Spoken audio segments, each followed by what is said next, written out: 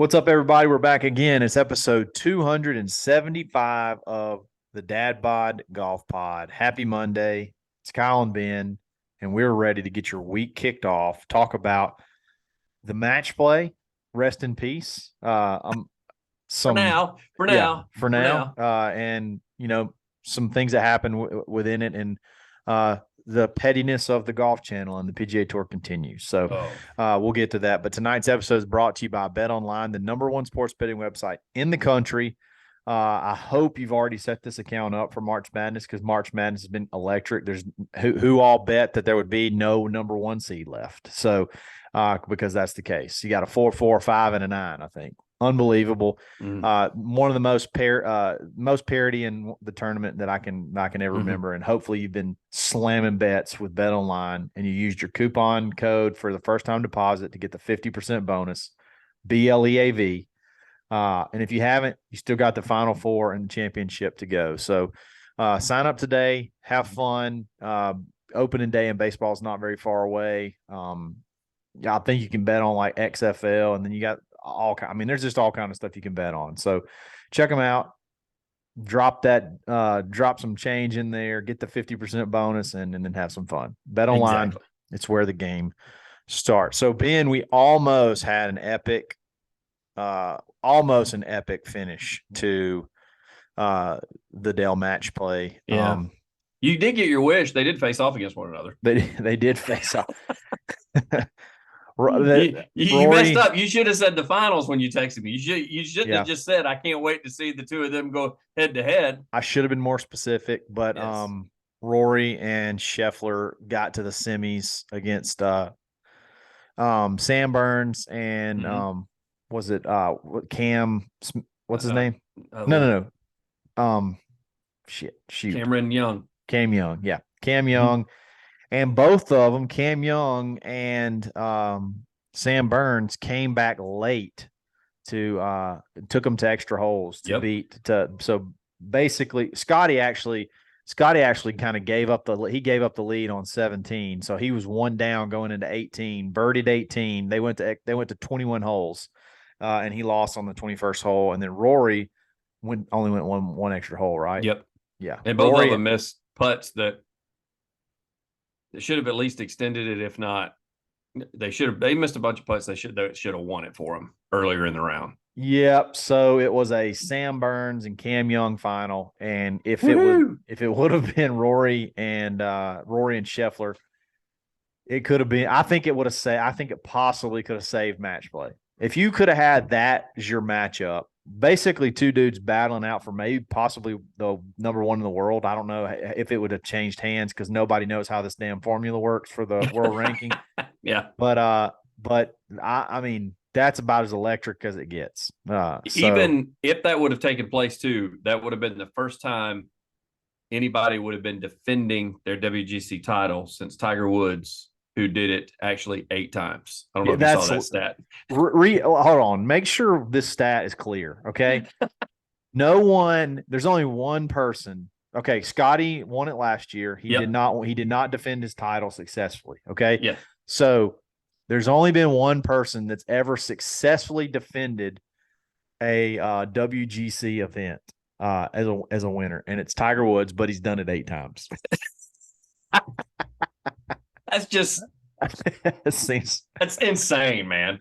Like, if he had done it once, I mean, it's a big deal. No, he did even twice. If he had done it twice during his heyday when he just was unstoppable, if he'd have just done it twice, you'd be like, man, what a hell of a feat. And then they're like, it's funny that you said just repeat that, because that's exactly what the stat thing that I saw on Twitter. It was like, I need you to reread that. That says 8 times above. Yeah. Yeah. It's legit. It's incredible. But yeah, so you had an opportunity to have the world #1 and the world #2 facing off in a match play duel to the death. Instead, it's not that extreme. Didn't. It should be. No, but instead this isn't Live Tour. This isn't the Saudis that are doing this. Okay. Instead, they played for third place. They had a nice third place battle, and Rory won 2-1. And Sam Burns absolutely stroked Cam Young. He went unconscious. Cam Young was just happy to be there. 6 and Basically, 5. the last like 24 holes that Sam Burns played was, I mean, I think he was like 14 under. What's equivalent, do you think, for a 6 and 5 victory? What would you say, like for football? What would you say? Oh, that's easily like a 42-6 victory. Like that's, So I mean, it's easily a 30-point win in football. 30-point. Well, then if that was, it's 3 to 4 touchdowns, easy. I was going to say 4 touchdowns. It's a 28-point victory. If it's if 6 and 5 is a 28-point, like a 28-point touchdown in football victory, what would Tigers 9 and 8 over Stephen Ames been like? Like 60-3. That literally, you know, that story that came out about like those junior high girls that beat that team like 103-2. That's essentially what that was. That was like 103-2. Oh man, that's the greatest thing ever. That when Stephen, it still gets shown every year. Every year. He'll never live that down. He'll never ever forget that. And he even said afterwards, he was like, that was so stupid. Like he knew it. I mean, he was like, that was just so dumb. It's like the Michael Jordan thing, and I took that personal. Tiger Woods took that personally. If you don't remember Stephen Ames in the Dell Matchplay, or it may not have been called the Dell Matchplay at the time, but it was the same event. It was just held. It was actually held in Phoenix, was it not? It was another tournament in Phoenix. Mm-hmm.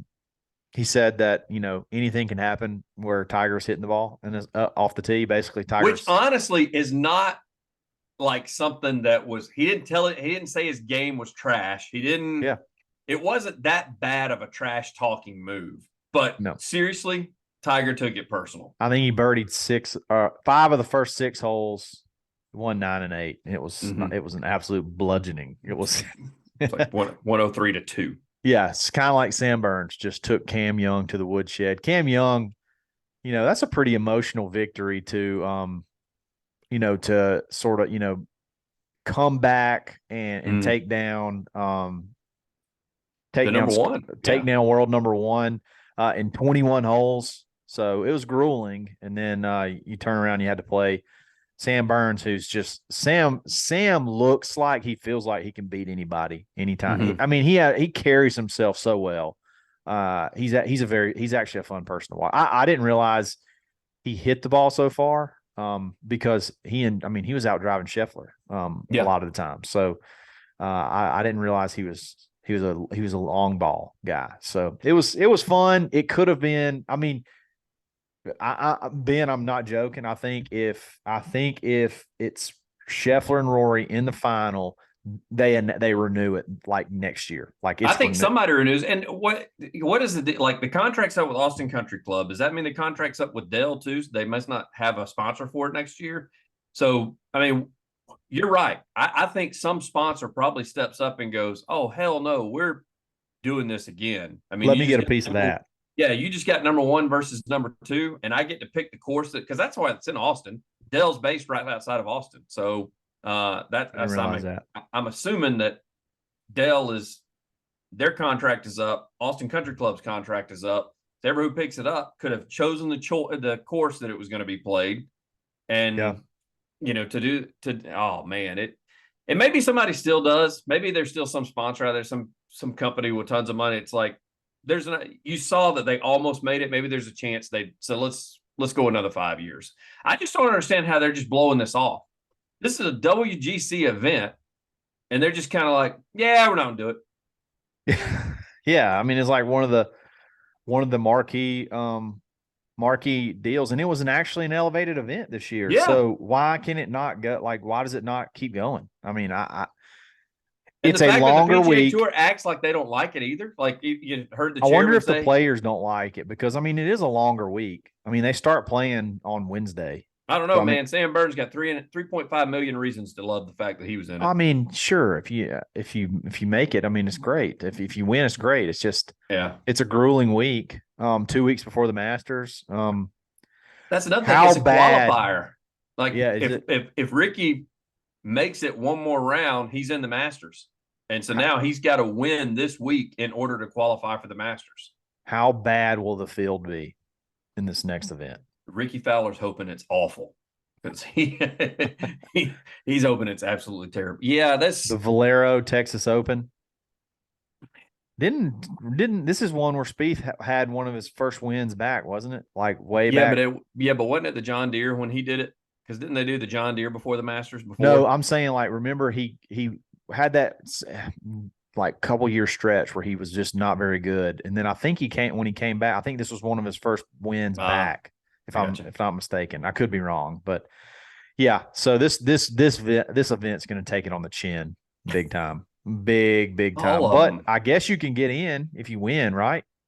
If you win, you're in the Masters, but you basically have to win. I mean, I don't know. There's some other points ways that maybe some other players can get in. I just was following Ricky because if Horschel doesn't beat Rahm, Ricky is in. He's 24th in the FedEx Cup? How is he not in the Masters? I have no idea. He's 59th in the official world golf rankings. Come on, man. Let my man let BDR in. Yeah. You know, let BDR in the tournament. Yeah, yeah. I mean, Augusta doesn't care. They don't need followers, so it's not like they're needing him to be there so people will watch. Yeah. But I do hate.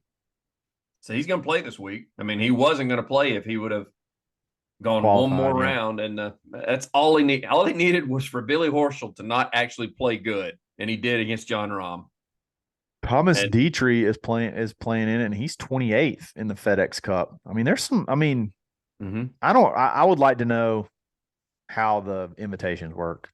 There's Tyrrell Hatton, 27th. I mean, there's some dudes way up there on the FedEx Cup that he may be playing in the Masters. Those two guys I mentioned, they may be playing in the Masters. I don't know. I don't know how it all works, but anyway, that event, that tournament's going to definitely take it on the chin, because it's just getting to where it's like elevated events, majors, and then the stuff elsewhere just absolutely gets pummeled. So it absolutely gets pummeled, but we'll have to see. I think there's a fairly decent amount of players in this. You're not going to watch one round. Yeah, probably not. I will. Yeah, I'll watch. You're probably not going to watch one round. I'm not gonna set my clock to get home in time to make sure I catch the opening tee time on Thursday or anything. And I'm not going to be watching the Sunday round because I'm going to be headed to Augusta. There you go. Yes, sir. There's good night. God, there's like 400 players in this because they're all trying to qualify to get in the Masters. There's going to be a lot, maybe a substantial amount of look at all the alternates. There's a ton of alternates. So there's probably not going to be many sponsors exemptions. It's just going to be dudes fighting and battling to get in. Okay. Hey, I'm in the field. Okay. Ben Taylor's in the field. Ben Taylor, yep, the LSU guy. How about that? That is from Great Britain that still won't tweet back at me. I don't know what the deal is with that, but whatever. Yeah, Ben Taylor seems like it's probably a pretty common name. So there's probably a lot of those that tweet at him. Not on the PGA Tour. I mean, no, clearly not. But like in the world, and they do a golf podcast. In the world, there's several. There's several. All right. Before we move on to the next topic of the Golf Channel and just the PGA Tour being petty in general, I want to give a shout out to Bad Birdie Golf Apparel, guys. We just picked those. We just partnered with them, and I love their stuff. I love their hats. I love their polos. I got one sent to me, and I loved it so much I got 5 more coming. So I'm going to have basically half or a third of the new arrivals. So I can't wait. They have an app now. You need to download the Bad Birdie app because they will do special releases on the app that they won't do on the website. So you can get early access to a lot of stuff. They got a Augusta themed shirt and hat combo that's out. They got stuff for ladies too. So a lot of cool stuff. If you like loud, if you like prints and athletic, I do. They feel very good. The material's amazing. If you like all that, you're going to love these guys. So check them out. Use coupon code DAD15. Someone hacked our code and posted it on some kind of like random site that has a bunch of coupon codes. So they deleted the old one, changed it to DAD15, and you could take 15% off all your orders, every single one. So show them some love and make sure you use that coupon code because that's how they know that you heard about them here. So yes. Love them. Check them out. Bad Birdie. It's where fashion starts and ends. How about that? Look at All you. right. All right. So Mm-hmm. there was a little bit of pettiness. I know that this was talked about. I call it more than a little. I could just continue. Like, this is just not a good look for the PGA Tour. It's not a good look for the Golf Channel. But basically, they showed the list of like the last, I don't know, 10 or 12 winners of the match play. And they just so happened to omit Bubba Watson and Dustin Johnson from the list. So like it skipped over, I guess 2012, I think, is when Bubba Watson won, just completely skipped over it. It was like in order, and then just no 2000 whatever it was when Bubba won, and there's no whatever it is when Dustin Johnson won. That's like little girl stuff. Sorry. That's no, like I completely as little girl stuff as it gets. My thing was what's the next step? Because essentially, let's call it what it is. They left for what they thought was a better job. Yeah. Any other place in America that does that, if you hold records, sales records, whatever it may be, your name's not taken off the wall because you leave for another job. No. I mean, when a player gets his contract's up in any other sport and he goes to another team, they still have his face and his credentials and all his things, that his resume on the wall, you know, wherever he played previously. But the PGA Tour has just decided, I mean, what's next? When somebody, if they pass away, you got to take the name off the list because they're no longer playing on the PGA Tour, or probably not. If they just retire, like because of injury, and they have to just quit playing, name comes off the list because they're not with us anymore. All right, that's a bit of a stretch, but the thing is, it doesn't change that they won. Like you're not going to take their name off of a major tournament. Yep. You're not going to take their name. I mean, they're actually still playing in the majors. So it just, I don't know. It reeks of, I want to say something really ugly, but I'm just going to say it just reeks of butthurt. It reeks of I'm losing. It reeks of just childishness. If that's they made it worse. If they leave their names up there, nothing's probably said.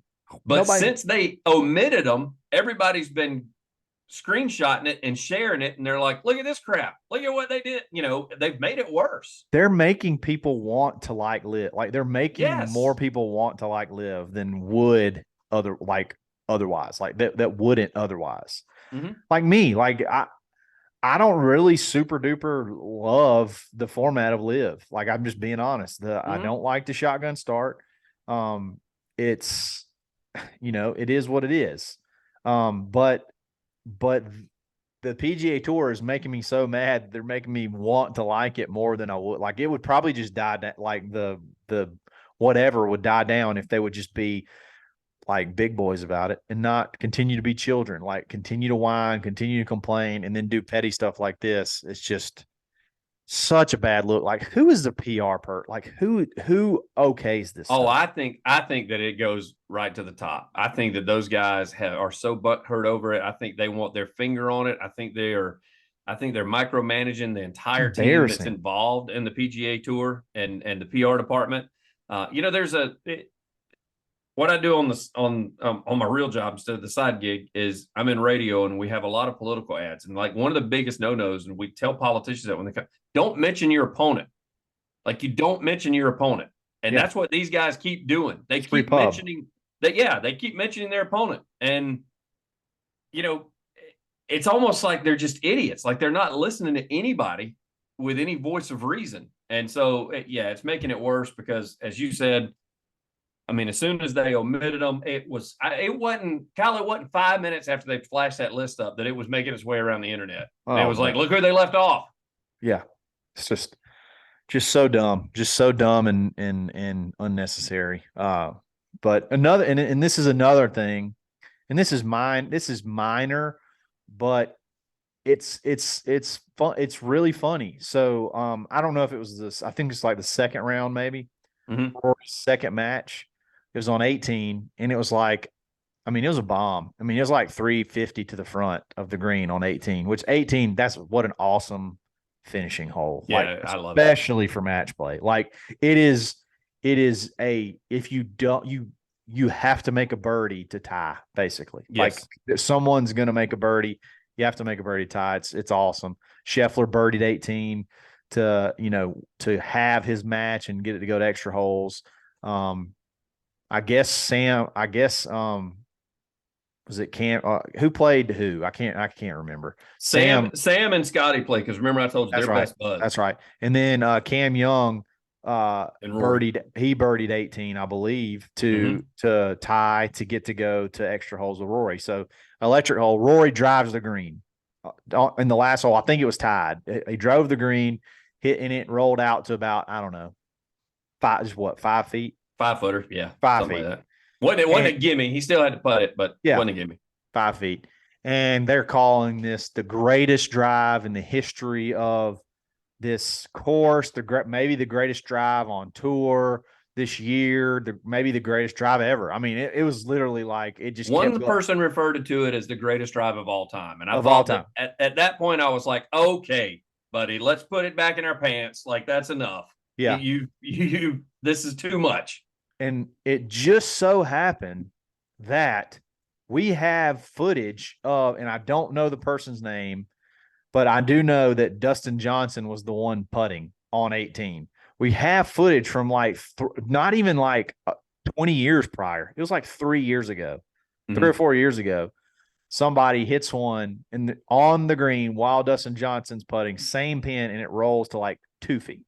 Yes. So he hits one closer. And they didn't say it wasn't, wow, let's compare these two drives. It was, no, Rory's, this is the greatest drive of all time. Like that. They would have had to put DJ in the highlight if they had done that, though. That, you know what? That's a really good point. That's a really good point. That's why they did that. They're not going to show that. I did not think about that. DJ also had a similar drive. It wasn't on match play, but when they said greatest of all time, I was like, wait a second. DJ has literally left it on the lip on a par 4 in Hawaii. Yeah. I mean, that would be the greatest drive of all time to me. Yeah. One of the greatest drives. That takes one more revolution and it goes in. He holes out from the tee box on a par 4. And I remember a drive he hit. I think it may have been the Wells Fargo or something whenever he was playing. It was Jordan Spieth and they were like in a playoff or something. And it was a par 4 and you had to like carry, you either could not lay up, hit one out to the right and you had a longer shot in, or you could, and he just rips like a absolute missile across the water and then makes birdie and wins because he has a wedge in. And Jordan had like a 5-iron. So, yeah, I mean, I can think of so many drives off the top of my head. Bubba Watson in Augusta hit driver 9-iron into 13. Like there's so many they overdid drives. It. They really wanted him to be the sole proprietor of the greatest drive of all time. And it wasn't even the greatest drive on that hole. No. How about that? It wasn't. It wasn't the greatest drive in that tournament or on that hole. It wasn't. I mean, it was not. A guy hit one inside of where Rory's was. Same pin, everything. It was It's hilarious. It's absolutely hilarious how hard they're trying, and it's so pathetic. And I like Rory. You know, I dated him for a while, or a couple of years ago, and we broke up. And I started to like him again because he went to Scotty Cameron putter, and I watched him hit some putts to this week. I know he missed some down coming down the stretch, but still, I was starting to kind of creep back in. He's nope, not me. And it's not him. It's honestly not him. It's everybody else. I don't know. He's changed a lot. He's also pro rollback, so he's back on my shit list. Well, of course, because he hits the ball the best of anybody off the tee. So yeah, of course, I had the greatest drive of all time. So why not? I mean, why not? I'm the owner of the greatest drive of all time. Yeah. Why not roll it back? But yeah, it's I don't know. It's pathetic. It's pathetic. It makes me more so not want to like him, even if he says all the right things. He could say all the right things. Everybody else makes me, not like him. Like I was going to pull hard for Scheffler. I could not wait to do Scheffler versus Rory for the world number one. I now see where like my best friend growing up was my college roommate. There are a couple of the guys that I know.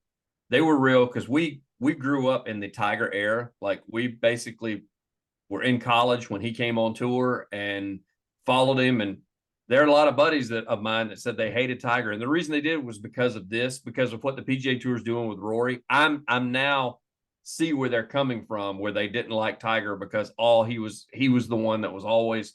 Now he earned his spot on the pedestal during that time, during the late 90s and early 2000s. Tiger Woods earned his spot on the pedestal. PGA Tour just wants Rory to be up there, and it's just getting sickening. I mean, it's totally sickening. It's totally sickening. They want him to be the face of the PGA Tour. And honestly, Kyle, I got to say, with some of the stuff that he's kind of walked back and some of the things that he said as of late, I don't know that he wants that honor anymore. Nah. I mean, I think it's nice. I think he digs it. I think he digs it. I'll tell you this. He's not mad anymore. If that makes sense. I don't think he's mad anymore. He was pissed off for a while. I don't think he's pissed off anymore. If that makes sense.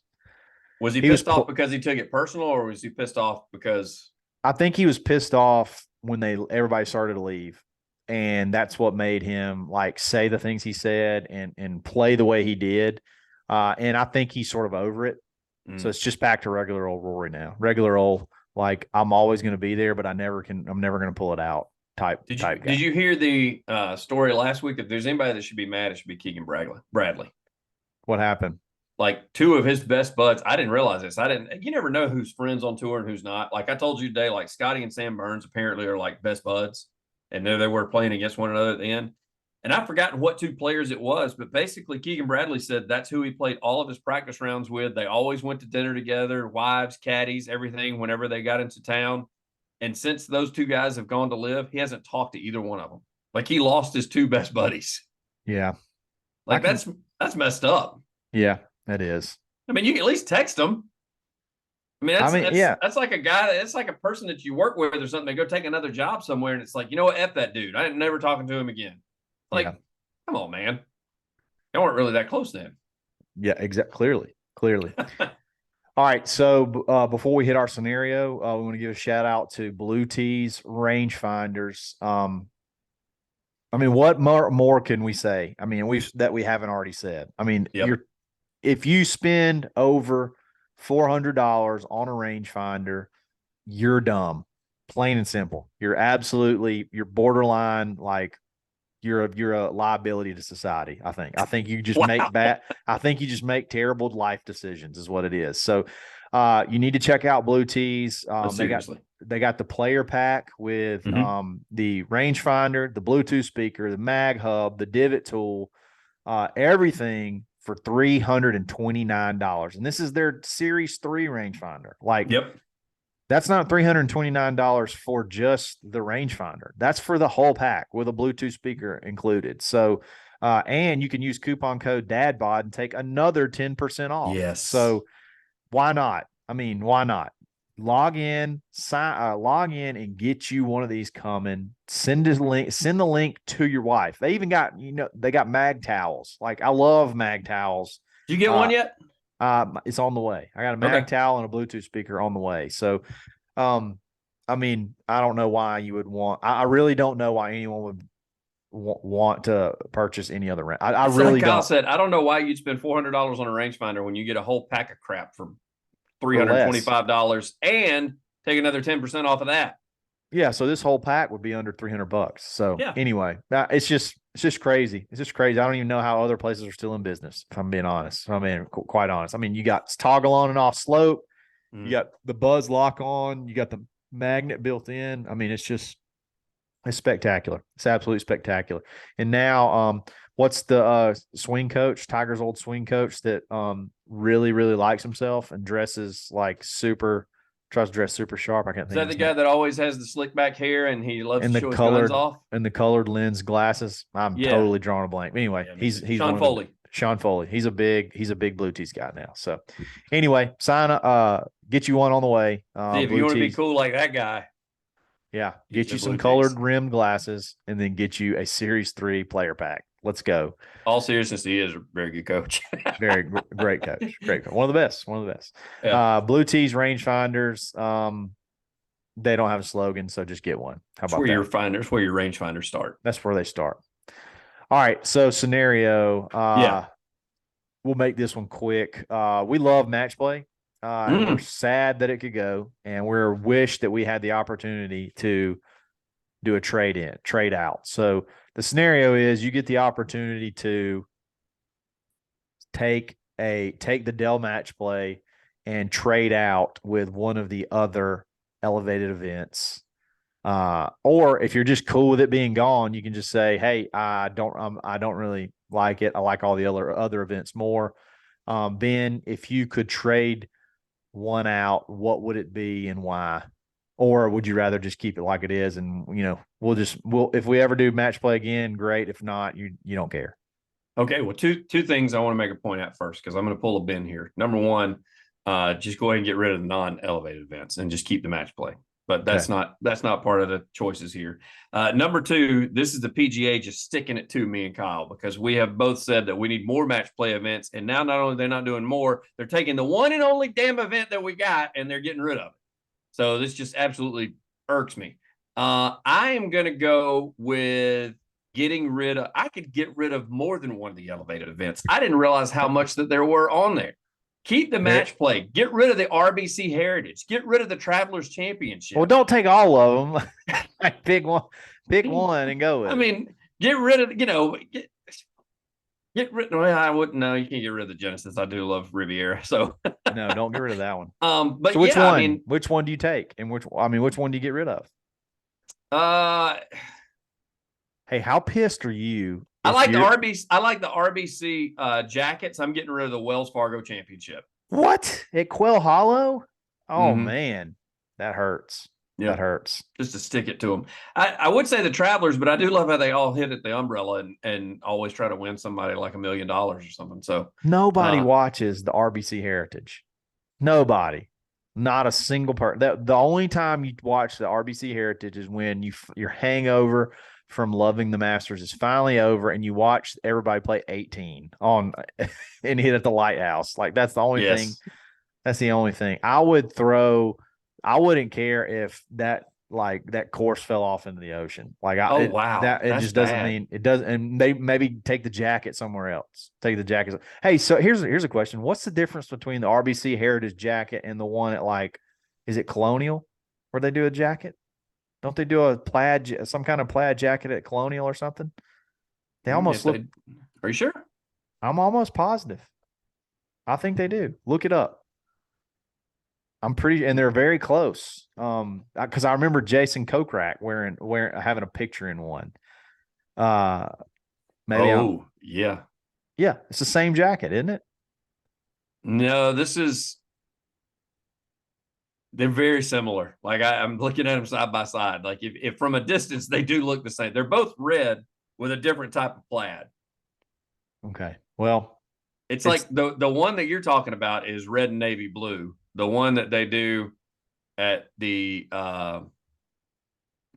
what do you call it? RBC Heritage is red with like green and blue plaid stripes. But yeah, it's the same damn jacket. Yeah, it's the same jacket. I mean, I can't if you put those beside each other, nobody would be able to tell. Justin Rose won it last. Nobody would be able to tell the difference. No, you're probably right. I was looking at them side by side right there on the line. Still, I'm giving you 3 options that you can kick out.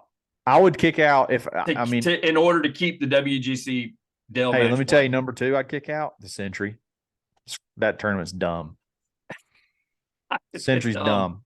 It's dumb and it's too early in the year, and like half the winners you forget that they won. You got dudes that won like the Bermuda Mrs. Butterworth Championship or something like that, and Century doesn't do it. I can't believe that the players. I will say I can't believe the players didn't have an issue with it being an elevated event, because that's one of the ones where they talk about some of the players that have been upset about these elevated events because they keep saying the rich get richer and the good guys are always going to get more money.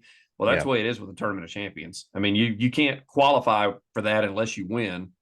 And then they had a limited field this last time because the Cam Smiths of the world that won headed off to live. And it's the one event too. They all have to fly to first world problems. They all got to fly to Hawaii to play. That's the only tournament they're going to play while they're over there. and then they have to come back to the United States. So I can't believe the players agreed to that. I can't believe like players associations. No, we're not. That's not going to be an elevated event. Here's something I can't believe is okay. Is like cool with everybody is that the RBC Heritage is an elevated event, and it's literally the week after the Masters. Yeah, I can't. Yeah, that's another one I can't believe that that's. I'm telling you that one. Wells Fargo and Travelers. I'm okay with getting rid of all of them. I love Wells Fargo. Wells Fargo is one of my favorite tournaments. I love that course. I love that course. If it comes between that and the Dell Matchplay, gone. I want the Dell Matchplay. Is the Ryder Cup this year, or is it the President's Cup? President's Cup. That's at Quill Hollow. Mm-hmm. I think we should go to that. That'd be pretty sweet. That would be pretty sweet. You've already got us spending all our money. We can't do that. I know. You're right. All right, guys, have a great week. We'll talk back soon. A lot of fun show. Be sure to check out Bad Birdie, golf apparel. Get you a Blue Tees rangefinder, and then do the app. Get the Bad Birdie app. Download the Bad Birdie app, and then go get on Bet Online. Start up your account. And get ready for the Final Four and the basketball championship coming up. So we'll talk back soon. It's episode 275 of the Dad Bod Golf Pod. We're always broken.